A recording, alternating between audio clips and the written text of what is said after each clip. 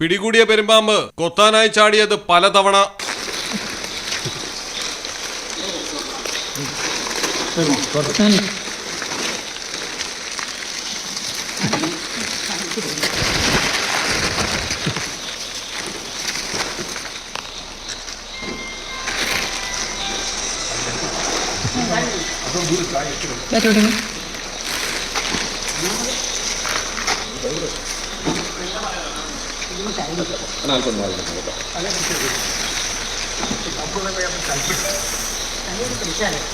അതിൻ്റെ സിമ്പിളായിട്ടുള്ള ബോൺസാണ്. അത് പൊട്ടിപ്പോയിക്കഴിഞ്ഞാൽ പിന്നെ ഞാൻ ആഹാരം എടുക്കാൻ പറ്റില്ല.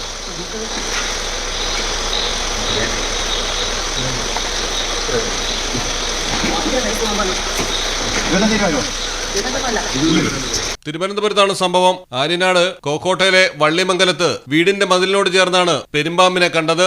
സംഭവം നാട്ടുകാർ ഫോറസ്റ്റിൽ അറിയിച്ചു. ബീറ്റ് ഫോറസ്റ്റ് ഓഫീസർ റോഷ്നിയുടെ നേതൃത്വത്തിലുള്ള സംഘം സ്ഥലത്തെത്തി. പാമ്പിനെ പിടികൂടിയപ്പോഴാണ് പലതവണ ഉയർന്നു പൊങ്ങി കൊത്താൻ ചാടിയത്. ഏതായാലും റോഷ്നി അതിവിദഗ്ധമായി തന്നെ പാമ്പിനെ സഞ്ചിയിലാക്കി അപകടാവസ്ഥ ഒഴിവാക്കി. മലയാളം ടെലിവിഷൻ, തിരുവനന്തപുരം.